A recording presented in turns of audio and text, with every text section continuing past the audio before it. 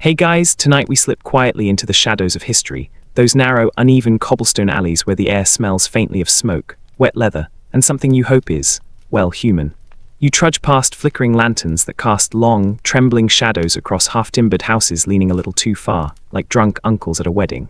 Somewhere in the distance, a dog barks and it echoes off the stone walls, a lonely reminder that even in the crowded medieval streets, danger often moved unseen, waiting.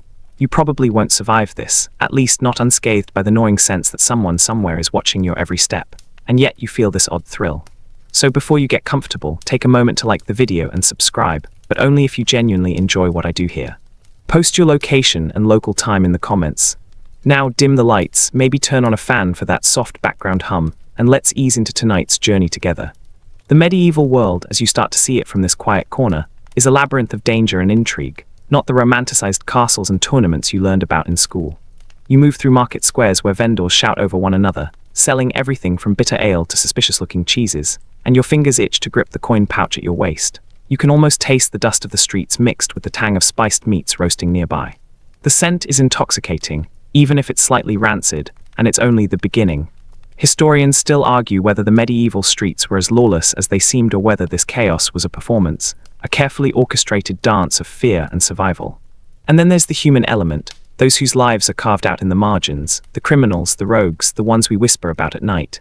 Imagine a man with a hood pulled low, moving silently between shadows, a dagger glinting under the lantern light. Maybe he's waiting to lift a purse, or perhaps he's hunting someone more important, someone whose name will appear in court records centuries later. You feel a chill along your spine, a mix of fascination and that little voice reminding you to keep your hands visible and your pace steady.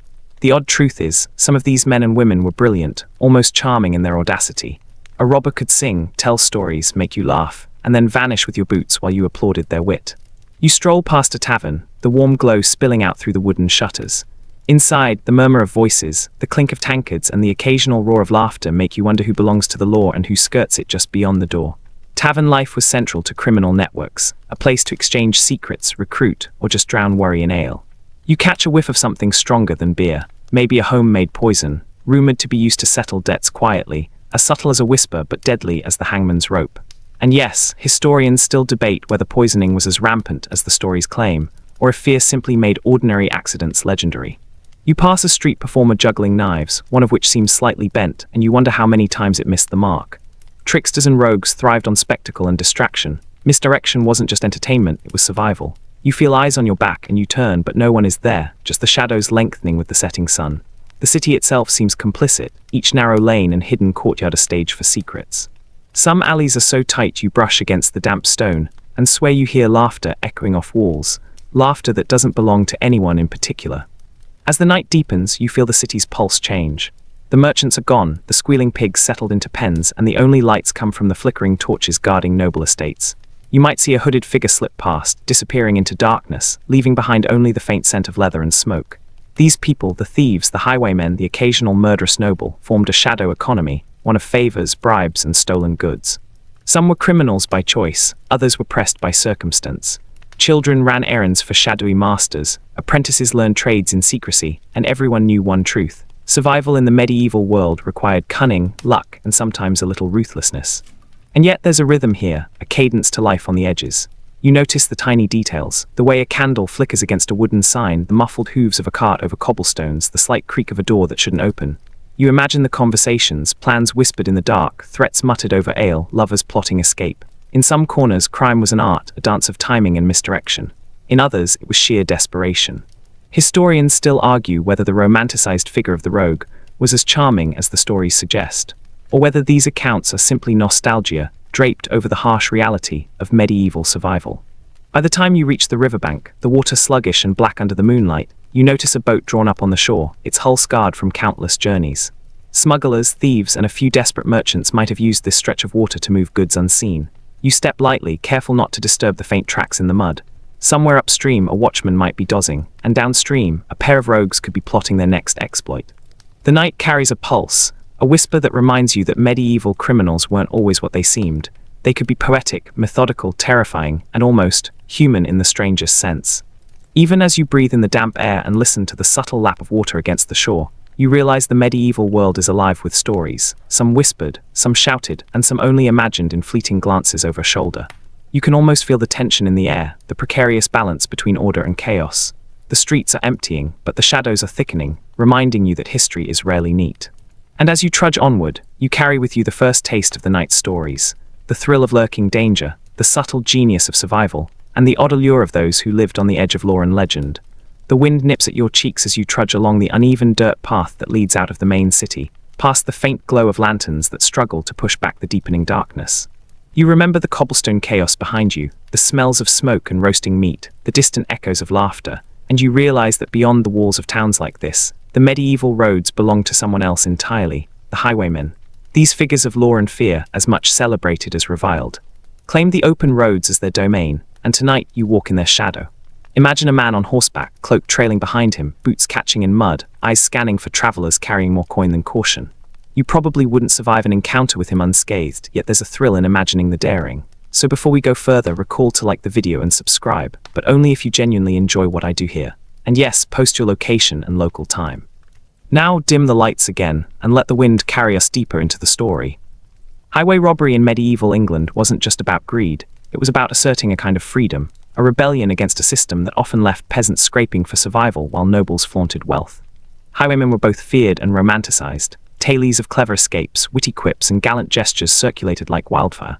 You can almost hear the clip-clop of hooves as one such figure approaches, silhouetted against the moonlight, a glinting sword or pistol at his side.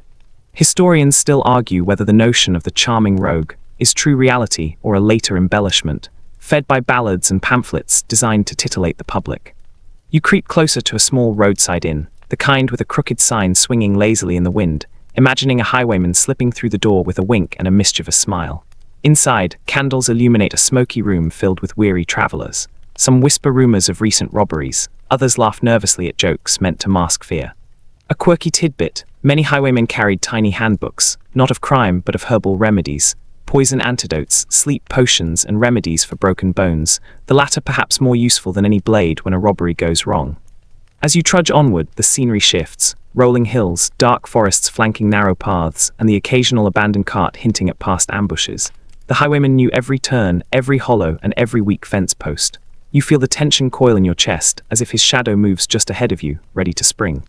Some historians still debate whether highwaymen primarily targeted the wealthy, or if they sometimes preyed on anyone traveling alone, painting a far murkier picture than the heroic folklore suggests. Suddenly, a raven croaks overhead, and your imagination leaps to the stories of those caught by the highwaymen, bound and left beside the road. Yet, surprisingly, many tales depict clever negotiation rather than violence. Highwaymen sometimes allowed travelers to pay fines or leave a token in exchange for passage. The line between crime and community currency was blurry, to say the least. Quirky historical footnote. In some regions, highwaymen were so embedded in local law that peasants left offerings for safe passage, almost like appeasing mischievous spirits rather than criminals. The air grows colder as you approach a dense stretch of forest. The canopy above blocks moonlight, casting shifting patterns of shadow that make you glance over your shoulder. Imagine a highwayman perched silently on a branch, watching, waiting, calculating each movement below. This is the stage for ambushes, quick getaways, and tales that would later evolve into the gentleman robber mythos. You almost expect him to speak, to toss a coin with a flourish, and disappear before you even notice the movement. Scholars still argue whether the legends of gallant conduct were widespread or merely exceptions, turned into stories for the ages. You hear the faint jingle of spurs, almost ghostly, and your mind conjures scenes of stolen horses, whispered threats, and the exhilarating terror of being at someone else's mercy. Highwaymen often worked in pairs or small bands, blending stealth, timing, and local knowledge. The quirky fringe detail here is that some even used elaborate disguises, nuns, beggars, traveling monks, to get close to unsuspecting targets. You squint into the shadows, wondering if the figure ahead is simply a tree or a master of deception.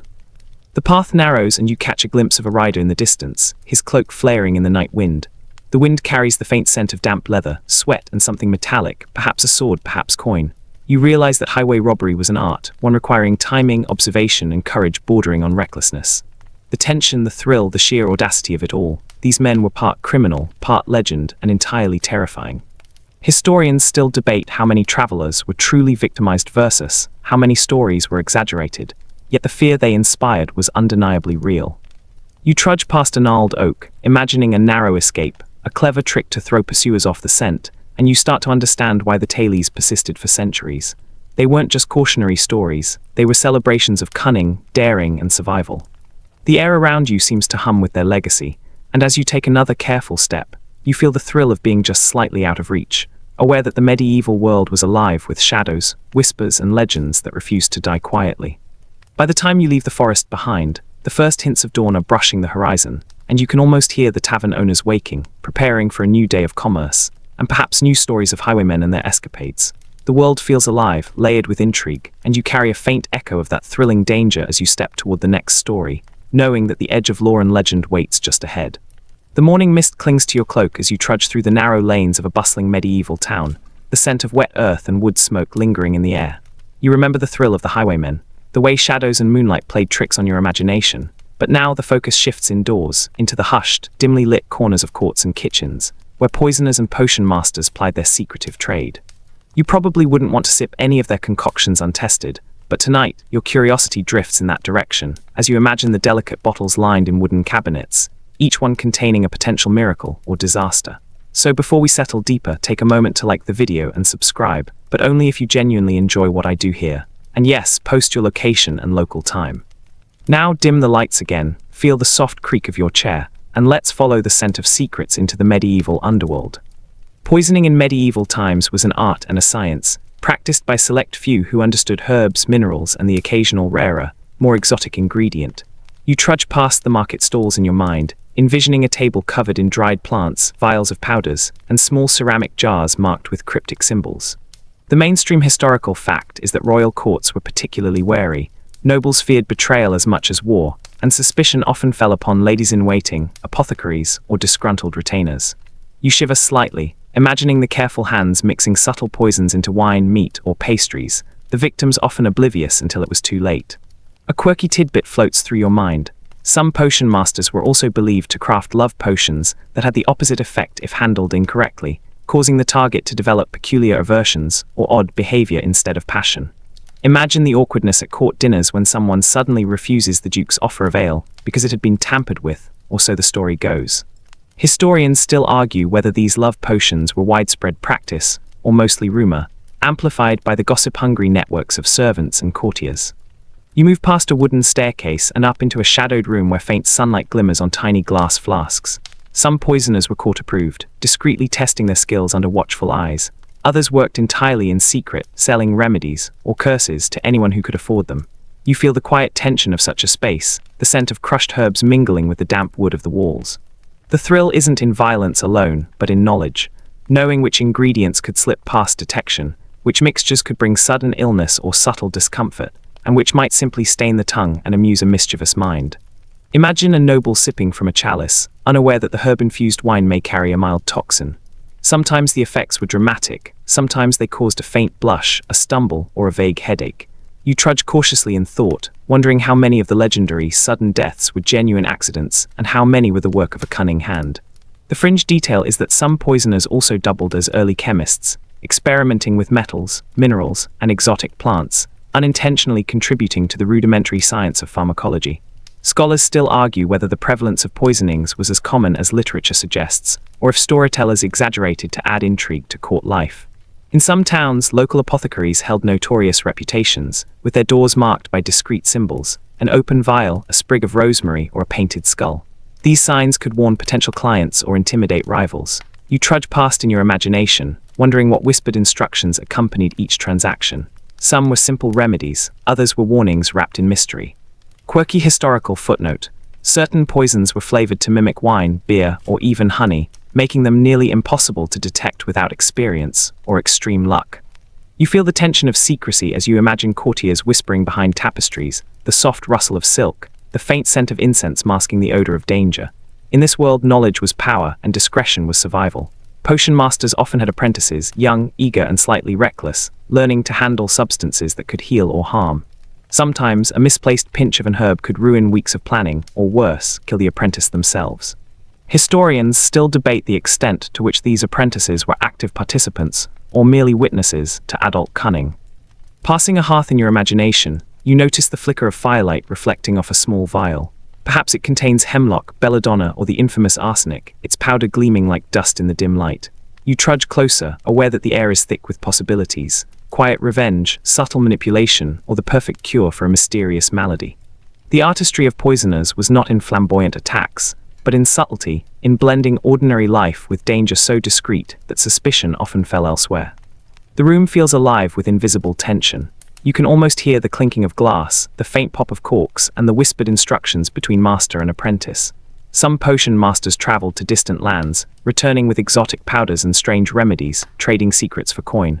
The combination of fear, fascination, and necessity kept them in business. The fringe idea that some could enchant, their concoctions to curse or bless a person might sound absurd, yet it lingered in popular belief, adding another layer of mystery to the night. By the time you imagine leaving the apothecary, you carry the scent of crushed leaves, the faint metallic tang of risk, and the echo of whispered deals. The world of poisoners and potion masters is not only one of danger, but also ingenuity and survival. It reminds you that medieval crime wasn't just about brute force or highwaymen on roads. It was about subtlety, knowledge, and the delicate balance between trust and treachery. And as you trudge forward, the shadows lengthen once more, inviting the next story, the next dark corner of history waiting to be explored. The morning sun filters weakly through the thick canopy as you trudge along the forest path, the ground damp with dew and fallen leaves. You remember the deft hands of poisoners, their vials and powders, and the thrill of subtle danger, but now the world widens, opening into dense stretches of the Black Forest, where bandits carved out their own kingdoms amid moss-covered trees and shadowed hollows. You probably wouldn't want to wander alone here, not without a wary eye and nimble feet. So before we continue deeper into this leafy labyrinth, take a moment to like the video and subscribe, but only if you genuinely enjoy what I do here. And yes, post your location and local time. Now dim the lights once more, let the soft rustle of leaves drift into your ears, and follow me into the forest's secrets. Banditry in the Black Forest was both practical and legendary. Merchants traveling between towns knew the risks, narrow trails, hidden pits, and suddenly, a shadow detached from the trees, dagger or crossbow at the ready. The mainstream historical fact is that these bandits were often former soldiers, peasants, or displaced nobles, learning to survive through guerrilla tactics and ambushes. You can feel the crunch of leaves underfoot, the damp scent of moss and pine mixing with distant smoke from a campfire, and the thrill of knowing someone, or something, is watching you from the shadows. A quirky detail surfaces as you imagine the bandits' life. Some were surprisingly organized, using coded signals, a whistle, a stone arrangement, or even a peculiar tree mark, to communicate movement, danger, or success of raids. You might even stumble across a note tied to a branch, offering a small riddle to guide trusted allies. Historians still argue whether these signals were widespread or the invention of later storytellers eager to romanticize outlaw life. As you trudge deeper, the canopy thickens, letting only fragmented light through. You catch glimpses of rough cabins tucked behind trees, smoke curling lazily from chimneys. These were often hideouts, a place to fence stolen goods, share news, or nurse wounds in secret. The fringe notion here is that some bandits claim supernatural protection, invoking forest spirits, or carrying charms and talismans to ward off capture. While this may sound fanciful, contemporary accounts suggest a deeply ingrained belief in mystical safeguards, alongside practical cunning. The forest floor is uneven, littered with gnarled roots and fallen branches. Imagine a bandit crouching, watching your every step, assessing your coin pouch and your ability to flee. Their strategy was as much psychological as physical. Intimidation, stealth, and unpredictability were their weapons. Sometimes they left subtle marks, an overturned stone, a broken branch, to signal whether path was safe or a trap lay ahead. You trudge cautiously, feeling the tension coil like a spring in your chest, a sensation not unlike the first encounter with a highwayman. You pause by a moss-covered stream, listening to the soft gurgle of water, imagining that beneath its reflective surface, secrets and discarded coins lie hidden. The Black Forest bandits thrived in such terrain, exploiting every natural feature for defense and advantage. Their knowledge of the land was extraordinary. Hidden hollows, natural choke points, and even the patterns of animal movement guided their ambushes. Scholars still debate whether the stories of their cunning are embellished or grounded in true tactical genius. A quirky footnote: some bandit bands adopted unique codes of conduct, surprisingly ethical by some accounts, refusing to attack clergy, children, or impoverished villagers. You trudge past a carved symbol on a tree, perhaps marking such a boundary, a silent reminder that even in crime, order sometimes existed. The dichotomy of ruthless theft and careful morality creates a strange tension, one that adds color to your imagined journey through these shadowed woods. The forest seems alive, shifting subtly as you move, and you feel the eyes of unseen observers. Perhaps a bandit steps lightly over fallen branches, boots silent, cloak blending perfectly with bark and shadow. You might almost hear their whispers carried on the wind, instructions or warnings to one another, echoing faintly through the dense foliage. Fringe speculation suggests some bands used trained animals, hawks, dogs, or even crows, to alert them to approaching travelers. Whether true or fanciful, the idea adds a layer of eerie intelligence to these hidden communities. As the day wears on, you find yourself at a small clearing where a group of bandits might gather, exchanging goods, boasting of escapades, or simply sharing bread and ale. The smell of roasting meat mingles with damp wood and forest decay, grounding the thrill of danger in simple human needs: hunger, warmth, companionship. Historians still debate how much these bands interacted with local communities. Were they purely predatory, or did villagers sometimes cooperate with or even protect them? You trudge out of the clearing, back into the shadows of towering trees, carrying with you the sense of a hidden world, thriving and dangerous. The black forest, like the cobblestone streets and poison-laced courts before it, shows you that medieval criminal life was never simple. It blended cunning, superstition, skill, and human desire in ways both terrifying and strangely poetic. As the light fades, you feel the tension of the forest behind you, and you know the next story will draw you even closer to the bustling, dangerous heart of medieval crime. The scent of damp stone and smoke drifts through your imagination as you trudge into the winding streets of medieval Paris, leaving the shadowed forests behind. You remember the cunning bandits of the Black Forest, their secret codes and whispered warnings, but the city is different, claustrophobic, crowded and brimming with rumor. You probably wouldn't survive long here if you drew the wrong gaze or lingered too long in a darkened alley. So before we step further, take a moment to like the video and subscribe, but only if you genuinely enjoy what I do here. And yes, post your location and local time. Now dim the lights again, feel the gentle hum of the city under your skin, and follow me through the labyrinth of Parisian intrigue. Paris in the medieval era was a living organism, its streets pulsing with activity, commerce, and an undercurrent of danger. The infamous murderers of this city were as varied as its citizens: thieves, opportunists, and those who sought vengeance for slights real or imagined. You trudge past market stalls, where the aroma of fresh bread mingles with the pungent smell of livestock, and imagine shadowy figures slipping between crowds, knives hidden in sleeves, eyes sharp and calculating. Historians still argue whether Paris was truly more dangerous than other European cities, or whether the stories were amplified by chroniclers eager to capture the city's dark reputation. A quirky tidbit: some Parisian murderers were known to leave subtle calling cards at their crime scenes, an overturned cup, a carved mark, or a folded note. This wasn't just ego, it was psychological warfare, a way to terrify the city's inhabitants and taunt the authorities. Imagine noticing such a mark, heart pounding, realizing that someone had just been steps ahead of you, unseen and almost invisible. As you trudge further, the streets narrow, buildings leaning against one another as if whispering secrets. Some murderers exploited the architecture, disappearing into side passages, climbing precarious rooftops, or hiding in cellars long abandoned. The mainstream fact is that medieval policing was rudimentary at best. Constables, watchmen, and the occasional knight patrolled, but the sheer density and complexity of the city made complete control impossible. The clever and terrifying criminal could operate for months without detection. You pause by a flickering torch outside a tavern, listening to the laughter and clatter within, imagining patrons unaware of the invisible dangers just beyond the threshold. Some murderers had specific targets, while others struck seemingly at random, their motives lost to history. Fringe speculation even suggests that certain murders were ritualistic, meant to instill fear or convey cryptic messages, though whether true or sensationalized is unclear.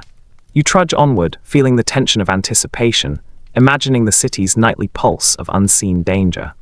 A quirky historical footnote: the infamous loup-garou rumors, where criminals were thought to transform into wolves at night to commit murder, actually influenced how Parisians patrolled the streets. Lanterns were carried not only for light but to ward off supernatural threats, blending superstition and crime prevention in an odd, practical way. Historians still debate whether such beliefs genuinely affected criminal activity or simply added color to chroniclers' narratives. You trudge past a narrow bridge spanning the Seine, imagining a victim crossing alone while shadowy figures slip silently behind, ready to strike. Some murderers specialized in riverfront crimes, taking advantage of cargo traffic, poorly lit quays, and the occasional unwary traveler. The fringe detail: some would use clever distractions, like releasing a stray pig or dropping a bundle of straw, just to divert attention before committing their acts. The streets feel alive with whispers, footsteps, and distant bells marking the hour. You imagine a murderer blending into the crowd, wearing common garb, a beggar, a peddler, even a young apprentice, while calculating every movement of their target. Some were skilled negotiators, turning potential victims into unwitting participants in their schemes.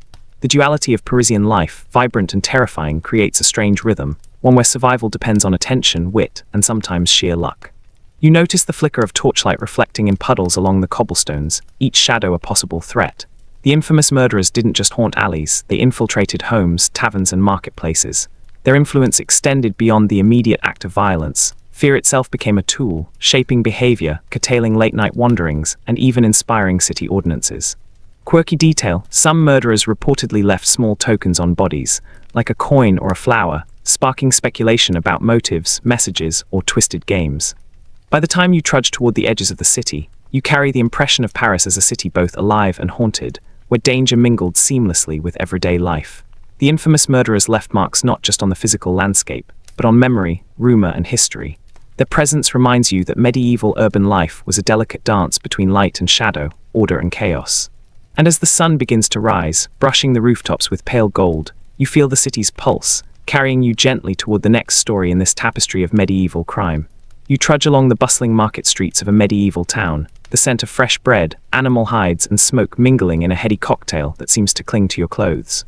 You remember the fear and thrill of Parisian murderers, the way shadows could harbor deadly intent, but now your attention shifts to a more calculated form of crime: counterfeiting. You probably wouldn't want to accidentally pass a fake coin to a guard or a noble. That mistake could land you in a dungeon or worse. So before we continue, take a moment to like the video and subscribe, but only if you genuinely enjoy what I do here. And yes, post your location and local time. Now dim the lights once more, feel the faint hum of the bustling marketplace, and follow me into the clever, treacherous world of medieval fraud. Counterfeiters in medieval Europe were often as ingenious as they were audacious.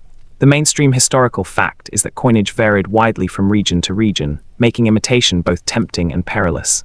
A carefully forged coin could pass unnoticed, but if discovered, the punishment was severe, sometimes mutilation, sometimes execution.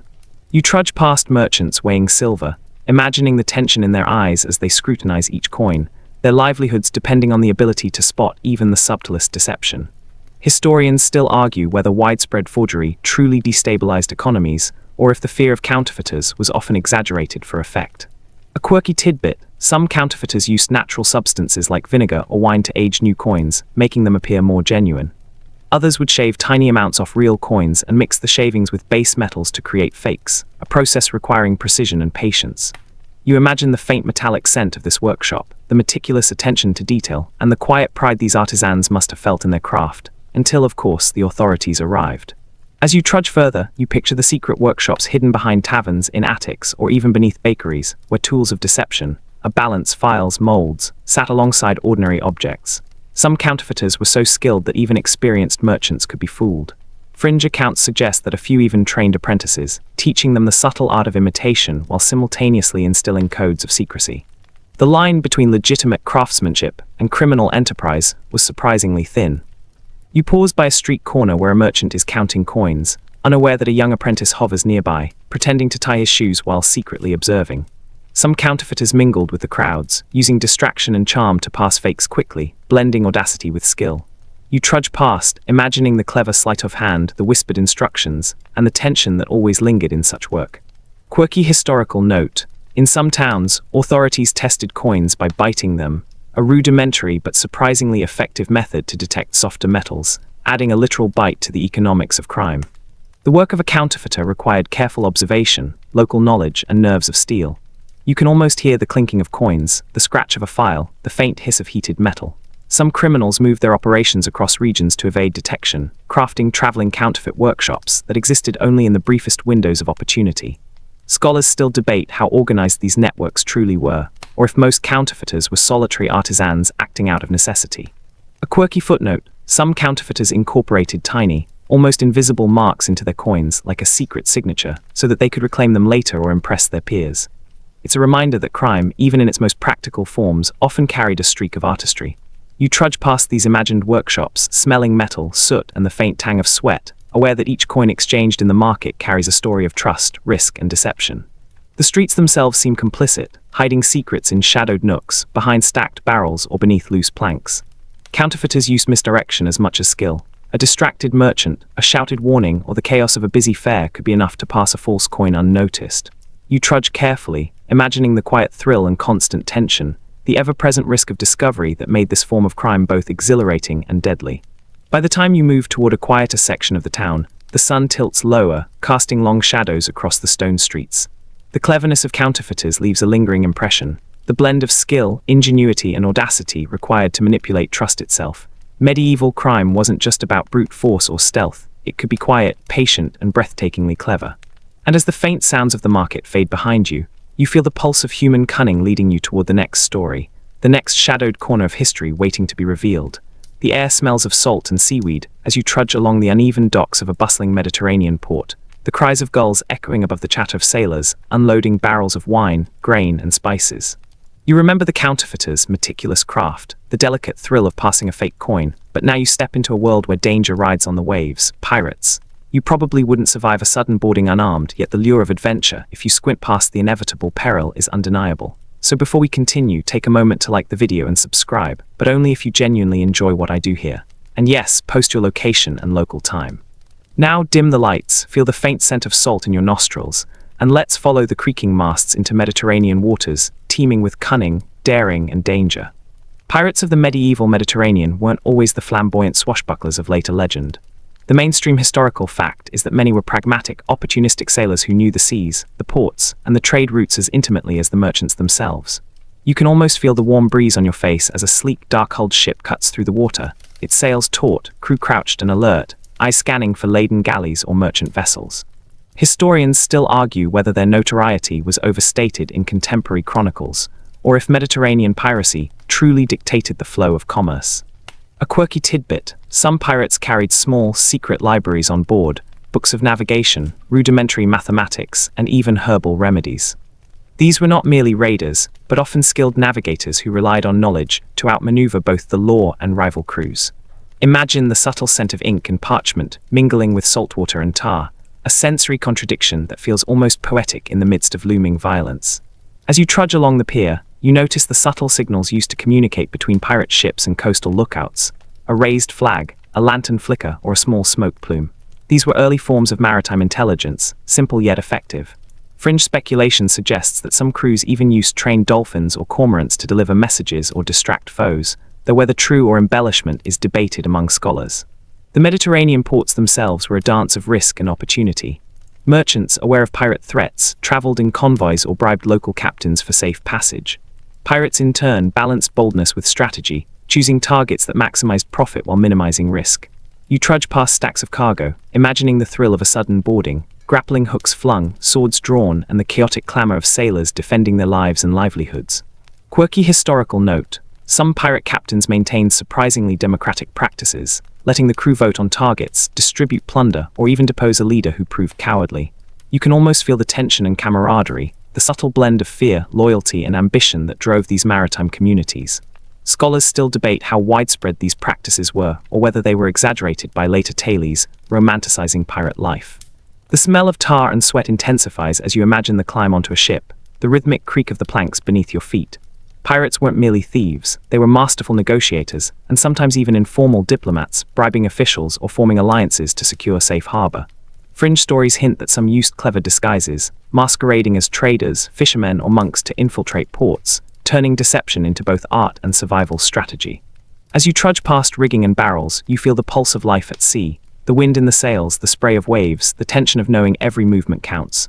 Pirates calculated with precision, the timing of raids, the flow of tides, even the likely cargo of approaching ships. The audacity, combined with skill, turned them into figures both feared and grudgingly respected across the Mediterranean. You pause on the edge of the dock, listening to the faint slap of waves against hulls, imagining a crew counting coin, divvying up spoils, and plotting the next venture under the cover of night. Some tales recount pirates who disguised themselves as merchants during the day and raided under moonlight, a duality that makes you wonder where survival ends and cunning begins. Historians still argue whether Mediterranean piracy was primarily a problem of lawlessness or a shadow economy that communities reluctantly tolerated. By the time you step away from the docks, the sun dips lower, the horizon ablaze with orange and purple, and you carry the scent of salt, tar, and human cunning. Mediterranean pirates were a reminder that medieval crime could be as much about skill, strategy, and intellect as it was about brute force. And as the gentle lapping of waves fades from memory, you feel drawn forward toward the next story, ready to explore the obsessive, fevered world of witch hunters. The evening air is cool and slightly damp as you trudge down a narrow village lane, the scent of burning wood curling lazily from chimneys and mingling with the faint tang of herbs hanging from doorways. You remember the audacious pirates of the Mediterranean, their clever disguises and daring raids, but now your path leads to a more chilling pursuit, the fevered hunt for witches. You probably wouldn't want to draw attention in these days of suspicion and superstition. A glance too sharp, a word too loud, or or even an unfortunate gesture could mark you for scrutiny. So before we continue, take a moment to like the video and subscribe, but only if you genuinely enjoy what I do here. And yes, post your location and local time. Now dim the lights, let the soft rustle of leaves and distant church bells fill the background, and follow me into the obsessive, shadowed world of witch hunters.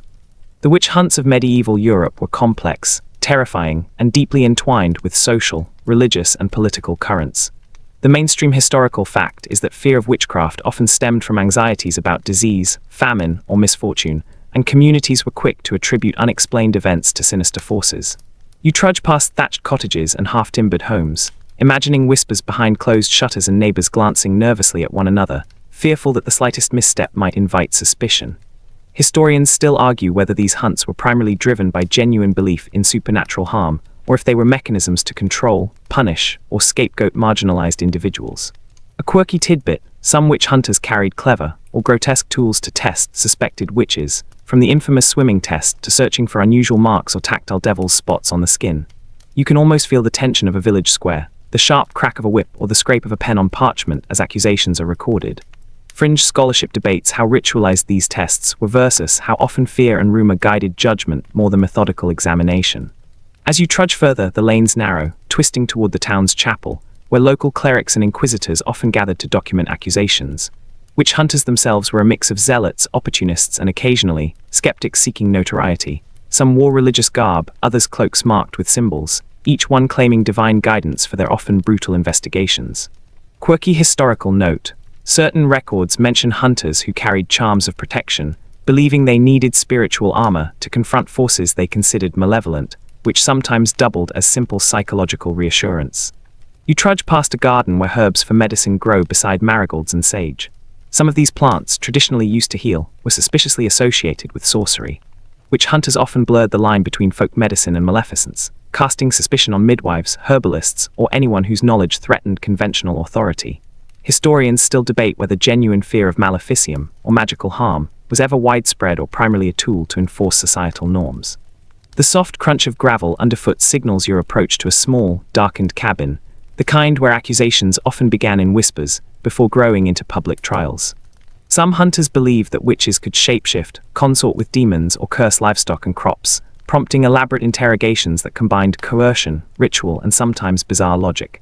Fringe tales suggest certain hunters relied on cryptic symbols or coded chants during questioning, blending superstition, improvisation, and sheer intimidation. You trudge into the imagined interior, the smell of smoke and damp wood filling your nose. A small table holds ink, quills, and scrolls for recording testimonies. The accused, perhaps a grandmotherly figure or a young woman with unusual knowledge, sits quietly, eyes darting. Observing, judging, and sometimes inventing motives, the witch hunter constructs a narrative where ordinary misfortune becomes evidence of supernatural crime. Quirky footnote: some accused witches were convicted because they were simply too clever, too independent, or too knowledgeable, traits feared as much as alleged sorcery. The atmosphere is thick with tension, every whispered accusation magnified in the close quarters. You can almost hear the faint tremor in voices, the shuffle of feet, and the occasional sigh of relief when a distraction redirects scrutiny. Witch hunters, while obsessed with the supernatural, relied heavily on observation, gossip, and community pressure. Scholars still argue whether the truly infamous witch hunts were exceptional events or simply one extreme manifestation of ongoing social control. You trudge past a window with candlelight flickering across the walls, imagining the quiet planning that preceded public trials, lists of suspects, careful notes, and strategies to extract confessions. Some hunters were meticulous, keeping detailed records that now fascinate historians, while others acted on impulse, rumor, or outright malice. The quirky, unsettling truth is that superstition and bureaucracy intertwined in ways that often left no room for reason or mercy. By the time you leave the village behind, the night deepens, shadows stretching long across the fields and forests beyond. Witch hunters remind you that medieval crime was sometimes less about theft or violence than fear itself, fear magnified, ritualized, and weaponized against the innocent. And as you trudge forward, the lingering echo of whispered accusations carries you toward the next story. Secretive assassins lurking in shadowed castles, ready to strike with precision and cunning. A chill rides on the wind as you trudge through the corridors of a medieval castle, the faint scent of burning tallow mingling with cold stone and damp tapestries. You remember the obsessive witch hunters and the tension of their interrogations, but now your focus shifts to an even deadlier breed of medieval criminal, assassins. You probably wouldn't survive an encounter with one in close quarters, yet the thrill of their calculated skill, precision, and eerie patience pulls you forward. So before we step deeper into the shadowed halls, take a moment to like the video and subscribe, but only if you genuinely enjoy what I do here. And yes, post your location and local time. Now dim the lights, feel the echo of your own footsteps on the stone floor, and follow me into the silent, lethal world of medieval assassins. Assassins were masters of stealth, patience, and psychological warfare. The mainstream historical fact is that these killers often served noble patrons or engaged in political intrigue, their skills honed for a single, precise objective. You trudge past darkened archways and flickering torches, imagining a shadow slipping silently along the walls, dagger in hand, eyes trained on a target unaware of the danger lurking mere feet away. Historians still argue whether some assassins acted solely for money or if ideological motives, religion, loyalty, vengeance, were equally common. A quirky tidbit, certain assassins carried disguised weapons, like walking sticks with hidden blades or ornate hairpins sharpened into lethal tools, turning everyday objects into instruments of death.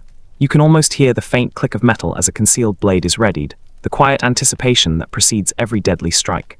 Fringe scholarship debates whether these creative implements were widespread or largely exaggerated in later tales of cunning and daring. As you trudge further, the castle narrows around you, tapestries, staircases, and secret passages creating a labyrinth. Many assassins memorized these layouts, exploiting hidden doors and narrow corridors to approach targets unseen. Some were employed as guards and betrayers at the same time, their dual roles making them almost impossible to detect until the act was done. You feel the tension coil, imagining every shadow as both ally and threat. Quirky historical note: some assassins were trained in the subtle art of disguise, masquerading as servants, monks, or even entertainers to gain proximity to their targets.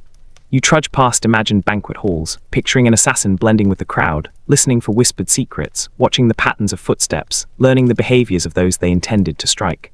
Scholars still debate how extensive formal assassin training was versus relying on natural cunning and opportunism.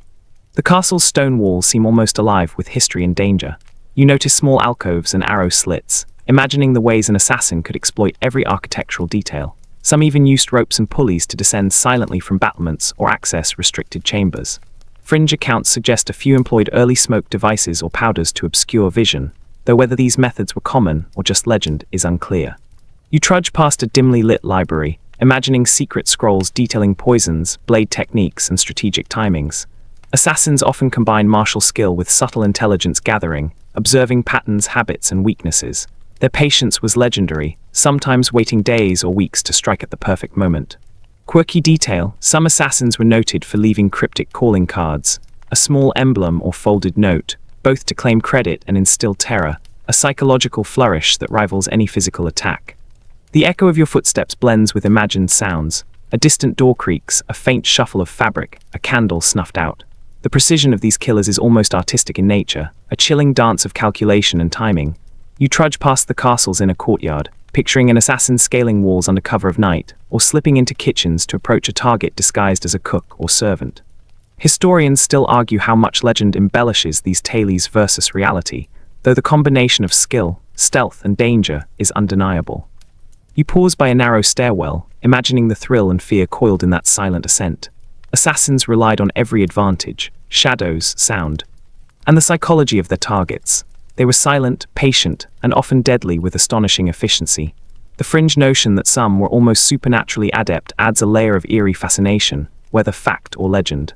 By the time you leave the castle halls behind, the stone corridors echo only faintly in your memory. Assassins remind you that medieval crime was multifaceted. It was not merely theft or mischief, but a combination of strategy, patience, skill, and audacity. And as you trudge forward, the shadowed legacy of these figures draws you toward the next tale, the cunning and lawless world of medieval thieves and burglars waiting in towns across Europe. The faint scent of rain-soaked earth and smoke greets you as you trudge along the crooked alleys of a medieval town, the sounds of carts, chatter, and barking dogs blending into a distant hum. You remember the silent, deadly assassins in shadowed castles, their patience and precision, and now your attention shifts to a different kind of urban predator, the thieves and burglars who prowled towns, castles, and manor houses. You probably wouldn't want to be caught with a coin pouch in your hand or a door left unlocked, but tonight you imagine yourself following their nimble, daring steps. So before we continue, take a moment to like the video and subscribe, but only if you genuinely enjoy what I do here. And yes, post your location and local time. Now dim the lights, feel the soft, uneven stones beneath your feet, and step carefully into the world of medieval theft. Urban thieves were a constant, sometimes invisible threat, exploiting narrow alleys, darkened corners, and busy market streets. The mainstream historical fact is that petty crime was rampant, and local authorities often struggled to keep pace with clever pickpockets, burglars, and con artists. You trudge past a stack of barrels near a tavern, imagining a thief perched silently on the shadows, watching patrons, assessing pockets, and waiting for the perfect moment to strike.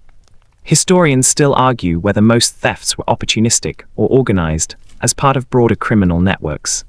A quirky tidbit: some thieves carried small, specialized tools that seem absurdly modern for the time: slender hooks, miniature lock picks, and even tiny grappling devices to scale walls or open windows. You can almost hear the faint metallic click as a lock yields to skillful manipulation, the soft shuffle of feet retreating before discovery.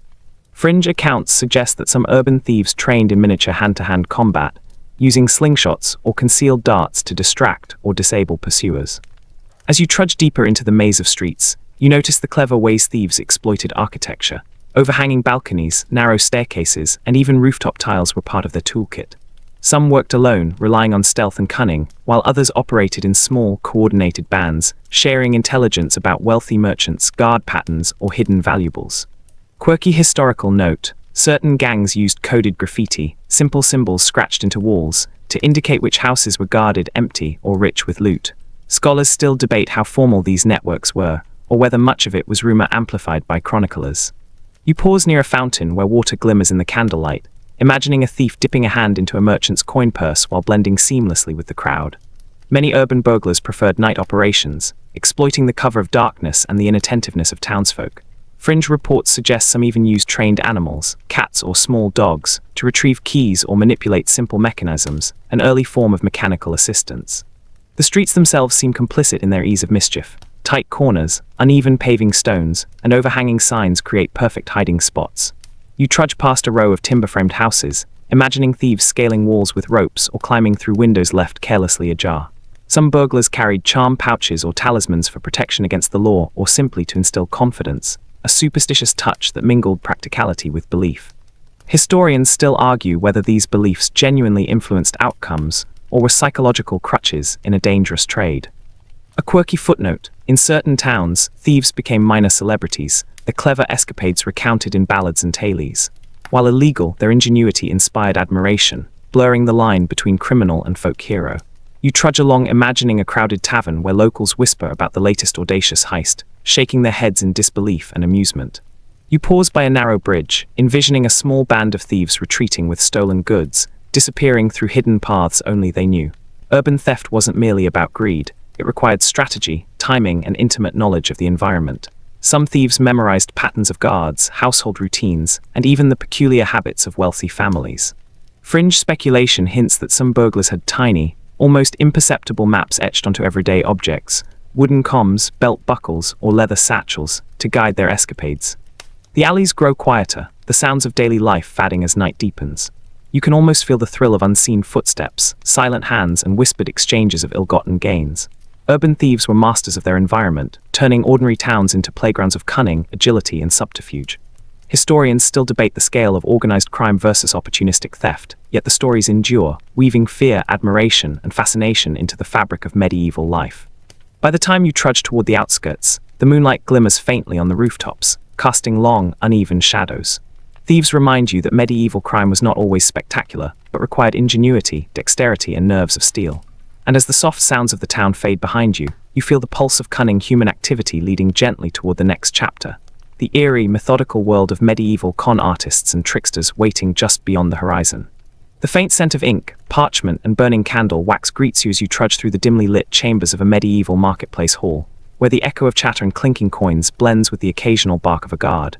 You remember the nimble urban thieves, their daring escapades and secret codes, but now your attention turns to a subtler breed of criminal, con artists and swindlers, masters of deception who preyed not on strength but on gullibility. You probably wouldn't survive falling for one of their clever ruses, but tonight you follow their cunning steps anyway. So before we continue, take a moment to like the video and subscribe, but only if you genuinely enjoy what I do here. And yes, post your location and local time. Now dim the lights, feel the quiet hum of bustling trade, and let's step into the world of medieval tricksters. Con artists were everywhere in medieval towns, disguised as merchants, healers, or fortune-tellers. The mainstream historical fact is that swindlers relied on wit, performance, and psychological insight to separate victims from their coins, often exploiting the complex patchwork of currencies, weights, and measures used at the time. You trudge past stalls stacked with spices, fabrics, and pottery, imagining a sly figure subtly swapping goods, misrepresenting quality, or spinning elaborate stories to coax a purse open.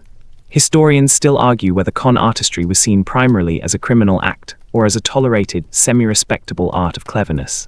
A quirky tidbit: some swindlers used small, hidden mirrors to reflect the marketplace or signal accomplices, turning ordinary objects into instruments of deception. You can almost see the subtle glint of glass catching sunlight, a tiny signal that triggers a cascade of carefully orchestrated trickery. Fringe scholarship debates whether these techniques were widespread or mostly embellished by storytellers seeking to entertain. As you trudge further into the marketplace, you notice the theater of deception. A distracted merchant, a sleight of hand with a coin, a swapped barrel of salt for sugar. Some con artists maintained elaborate props, hidden compartments in baskets, false bottoms in boxes, or cleverly marked weights to maximize their advantage. Quirky historical note: certain swindlers traveled from town to town, maintaining networks of informants who tipped them off to naive traders, guild disputes, or the arrival of wealthy travelers. Scholars still argue how coordinated these networks truly were, or if most con artistry relied on improvisation and opportunity. You pause by a fountain, imagining a trickster slipping a false gemstone into a merchant's display while spinning a tale of exotic origin. Some con artists specialized in long cons, gaining trust over weeks or months before orchestrating a single, decisive swindle. Fringe reports suggest that a few were almost theatrical in approach, using music, juggling, or storytelling to distract crowds while executing their schemes. You trudge cautiously, feeling the blend of artistry and audacity in their work. The streets themselves facilitate deception. Narrow lanes, bustling crowds, and hidden alcoves provide perfect cover for quick exchanges, discreet signaling, or stage distractions. You trudge past wooden balconies and half-timbered buildings, imagining how a swindler might use a dropped basket, a staged argument, or a minor accident to manipulate attention. Quirky historical note: some tricksters carried small books of fabricated family crests or noble connections, presenting themselves as long-lost relatives or envoys, a blend of social engineering and daring imagination. You can almost feel the thrill as an elaborate ruse unfolds. A merchant is drawn into a conversation about a rare commodity, a second accomplice accidentally bumps into them, and suddenly coins, goods, or information are in the trickster's hands. Some cons exploited superstition, presenting charms, miraculous objects, or cryptic symbols that preyed on fear, hope, or vanity. Historians still debate whether this was primarily psychological manipulation or a reflection of cultural beliefs in luck, magic, and omen. A quirky footnote: certain con artists maintained journals documenting the tricks that worked and failed, essentially creating medieval manuals for deception, which some apprentices studied to perfect their craft. You trudge past imagined scribes flipping through these books, noting the ingenuity, patience, and occasional audacity recorded in delicate script. By the time you leave the marketplace behind, the scent of spice and parchment fades, leaving a faint trace of human cleverness lingering in the air. Medieval con artists remind you that crime was not always violent or overt. It could be subtle, theatrical, and deeply psychological. And as you trudge toward the outskirts of the town, the whispers of clever deceit lead you gently toward the next tale. The darkly creative world of counterfeiters and forgers who manipulated trust, paper, and perception. Across Europe, the soft rustle of paper and the faint metallic tang of ink greet you as you trudge through the narrow streets of a European town. The scent of ink, dust, and smoke blending in a heady, slightly dizzying aroma. You remember the con artists in the marketplace, their clever sleights and elaborate tailies, but now your attention turns to a subtler, more insidious kind of medieval criminal: counterfeiters and forgers who manipulated coins, documents, and trust itself. You probably wouldn't survive handing over a forged deed or counterfeit coin to a noble, yet tonight, you follow their meticulous, cunning footsteps. So before we continue, take a moment to like the video and subscribe, but only if you genuinely enjoy what I do here. And yes, post your location and local time. Now dim the lights, feel the soft echo of your footsteps on the stone, and step quietly into the shadowed world of medieval forgery. Counterfeiters were masters of imitation, their skill lying in subtlety rather than force.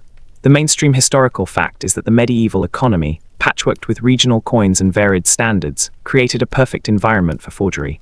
You trudge past merchants counting coins, imagining a small, nimble hand substituting a meticulously crafted fake, nearly identical to the real thing. Historians still argue whether widespread forgery significantly destabilized economies, or whether its psychological impact, the fear of counterfeit, was often more influential than the actual crime. A quirky tidbit: some forgers created tiny, secret marks within coins or documents, micro-inscriptions or slight anomalies that only the crafter could recognize, both to track their work and occasionally to claim subtle notoriety.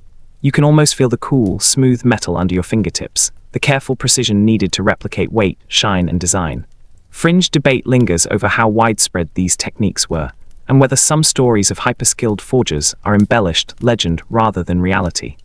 As you trudge further down the street, you notice the clandestine workshops tucked behind bakeries in attics or beneath taverns, where forgers shaped metal, stamped dies, or inked false seals. Some were solitary artisans, others operated in small networks, carefully coordinating their work to evade local authorities. Quirky historical note: certain forgers even trained apprentices in secret, teaching them not only the craft but a code of silence, creating multi-generational families of clandestine artisans. Scholars still debate whether organized guild-like operations existed, or if most forgery was opportunistic and localized.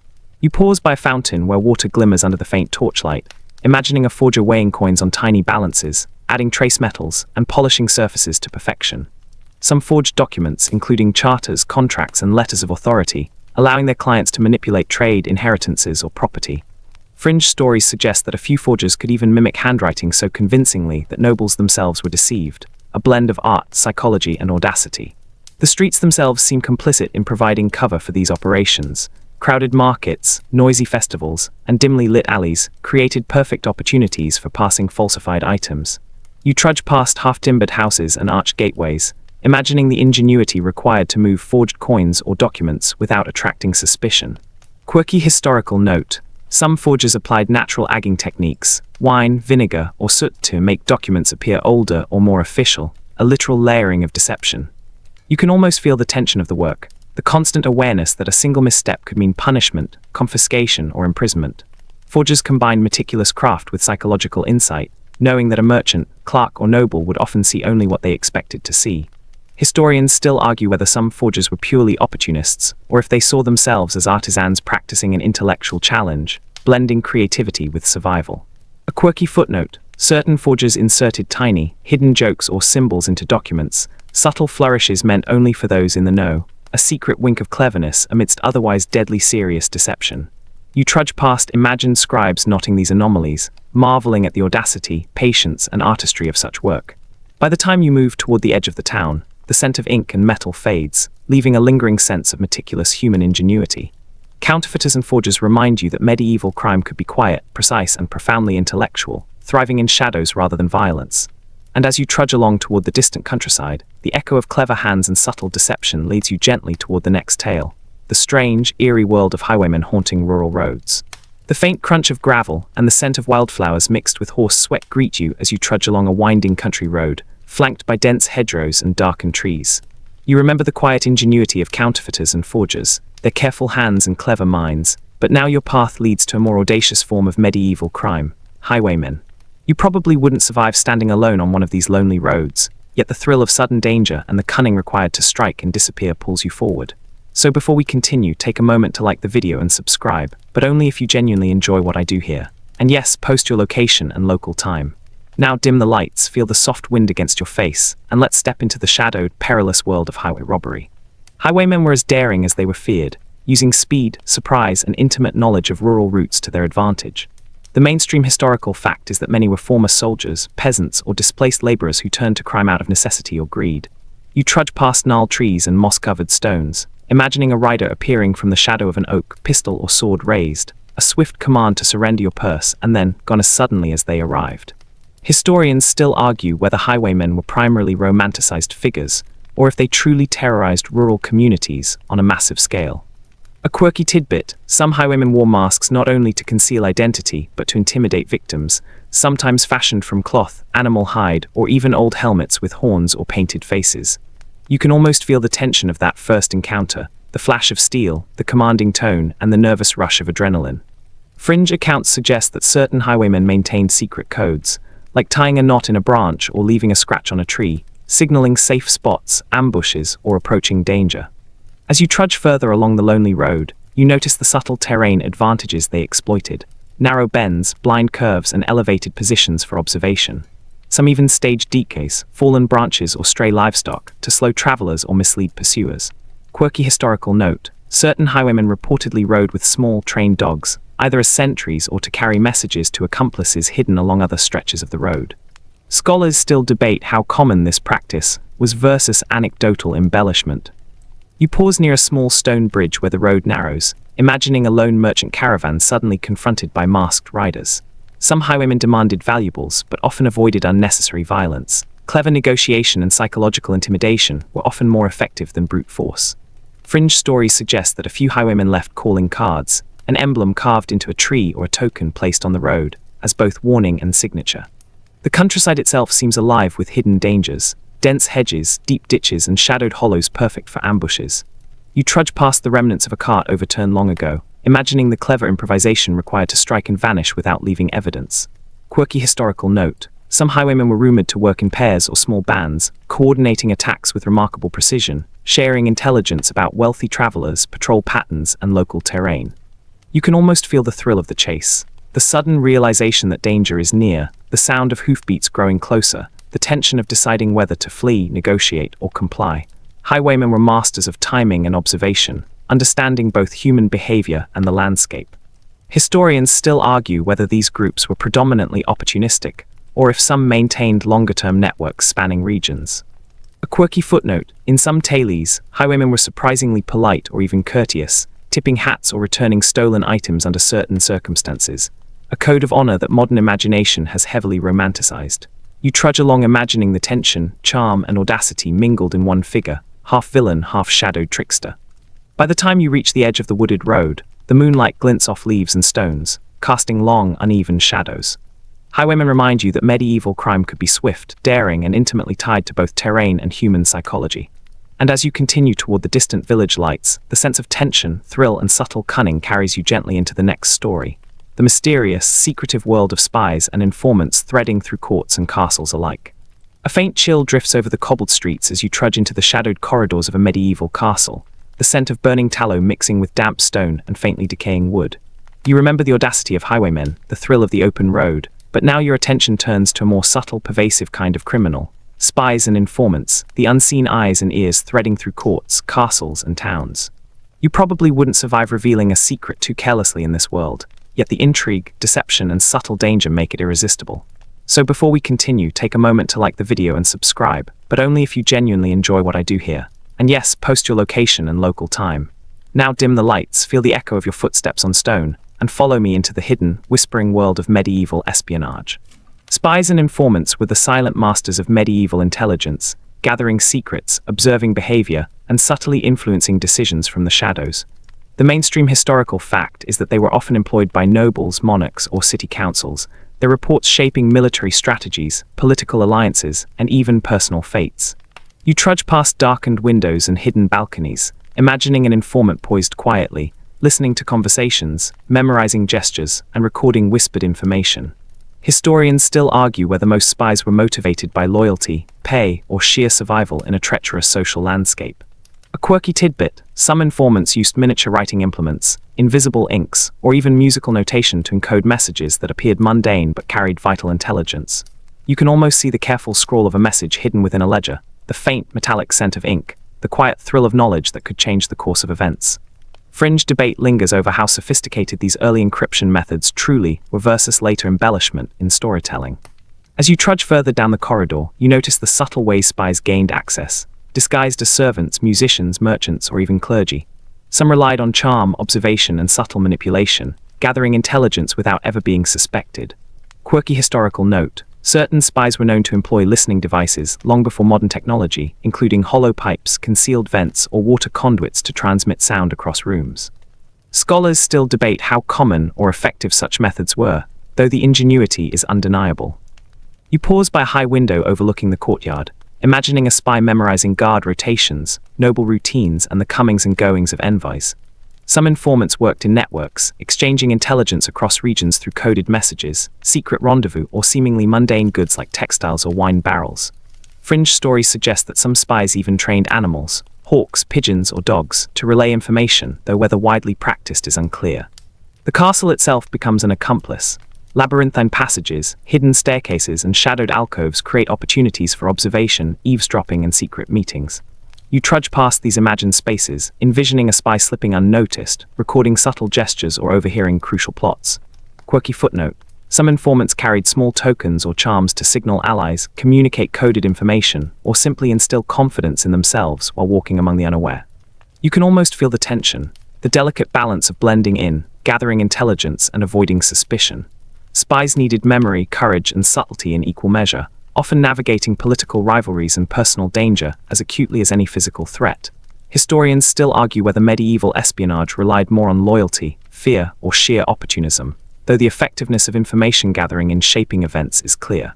A quirky historical aside, certain spies used theater-like techniques, creating small distractions, feigned accidents, or staged quarrels to misdirect attention while gathering vital knowledge. You trudge past these imagined incidents, marveling at the creativity, courage, and audacity required to operate unseen in an environment where one mistake could be fatal. By the time you leave the castle's shadow behind, the faint glow of torchlight fades, leaving only the echo of quiet footsteps and whispered secrets. Medieval spies and informants remind you that crime was not always about violence or theft. It could be subtle, intellectual, and invisible, shaping the course of history without leaving a mark on stone or parchment. And as you trudge toward the distant hills, the lingering sense of intrigue and quiet cunning guides you gently toward the final chapter. The shadowed, intertwined legacies of all these notorious criminals, their stories blending fear, admiration, and human ingenuity. You trudge along a fog-shrouded road at twilight, the smell of damp earth and decaying leaves curling around you as you reflect on the kaleidoscope of criminals you followed. Pirates, assassins, thieves, swindlers, counterfeiters, highwaymen, and spies. You probably wouldn't survive stepping into this mosaic of danger all at once, yet now, here in this quiet space between towns and forests, their worlds overlap, leaving a lingering shadow of audacity, cunning, and human ingenuity. So before we continue, take a moment to like the video and subscribe, but only if you genuinely enjoy what I do here. And yes, post your location and local time. Now dim the lights, breathe deeply, and let's step into the final, intertwining legacies of medieval crime. Medieval criminals were as varied as the landscapes they haunted.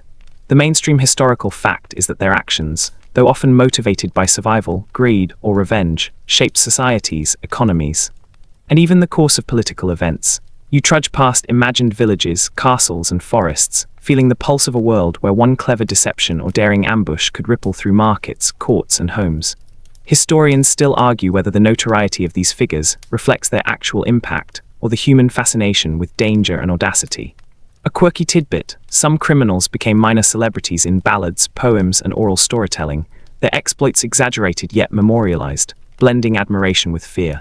You can almost hear the faint cadence of a minstrel recounting the cunning of a highwayman or the precision of a spy, the rhythm of the tale weaving suspense with a quiet, thrilling delight. Fringe debate lingers on whether these legends enhanced real danger or primarily offered entertainment and moral lessons to the communities who told them. As you trudge further, the landscapes of crime begin to blur. Pirates and highwaymen relied on geography, assassins and spies relied on observation, thieves and con artists relied on psychology and opportunity. You feel a subtle, almost poetic symmetry. Despite different methods, all pursued leverage over their world, turning fear, knowledge, and skill into power. Quirky historical note: some criminal networks shared techniques across categories, informants aiding highwaymen, counterfeiters teaching forgers, or swindlers collaborating with thieves, hinting at an interconnected, shadowy society often invisible to authorities. The echoes of these figures linger in the sensory details: the metallic click of forged coins, the soft shuffle of masked feet along cobblestones, the faint smoke from distant torches, the whisper of secrets through castle corridors. You trudge through imagined marketplaces and ports, remembering the ingenious, audacious, and sometimes eerily polite criminals who made danger and cleverness inseparable. Historians still debate how much mythology inflated the perception of these criminals, yet the artistry of their craft is undeniable. Quirky footnote: some criminals, particularly the more cunning ones, maintained personal codes, unspoken ethics, methods, or quirks that defined them even amidst their lawlessness. You trudge past shadows of these imagined figures, sensing a strange kinship in their intelligence and creativity, even as their actions defy morality. By now, the road softens into meadows, the fog thinning to reveal stars blinking faintly above. The legacy of medieval criminals is less about violence alone, and more about human ingenuity, adaptation, and audacity under pressure. You trudge gently through this mental landscape, feeling the subtle connection across centuries. Every shadow, every whispered plan, every clever evasion echoes the enduring fascination with human cunning. You pause on a hill, the horizon stretching wide, recalling your journey through towns, seas, castles, and roads.